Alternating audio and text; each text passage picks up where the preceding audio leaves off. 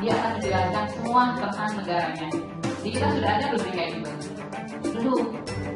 Ya, kita paling kan kalau dia ngomong bahasa aneh gitu kita diam ya, langsung mencium gitu ya.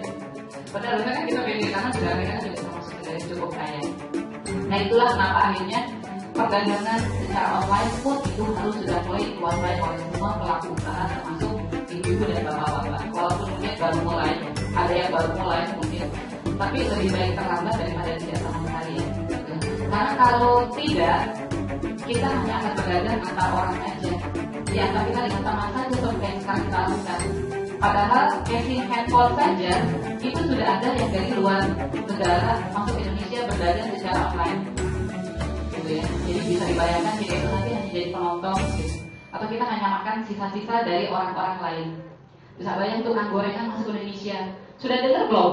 Kalau bakso Malaysia pun sudah masuk ke Indonesia, ke supermarket yang di Indonesia. Iya, bisa dibayangkan bakso aja masuk gitu. Nanti siapa tahu bawang masuk juga gitu ya, bawang Malaysia gitu ya. Ini ayam Singapura juga masuk. Tempe pun gitu ya. Jadi bisa dibayangkan kalau kita tidak mempersiapkan diri, kita akan habis.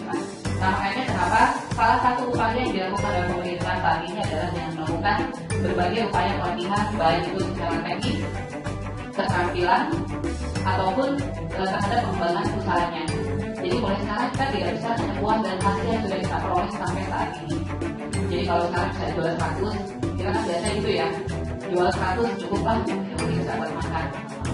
Alhamdulillah masih ada untung gitu, modal balik gitu ya.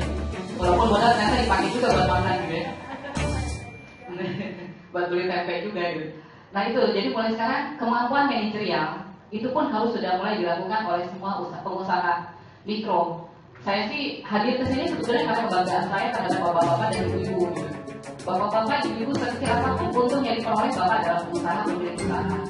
Sementara kami, terutama saya, saat ini adalah tetap aja buruh gitu baik walaupun statusnya pegawai negeri, tapi tetap aja buruh gitu, tapi digaji gitu, tidak menggaji orang, tapi digaji orang. Gitu ya, jadi mudah-mudahan kita hari ini serius gitu ya. Serius ingin belajar, serius ingin memperoleh perubahan, pencerahan.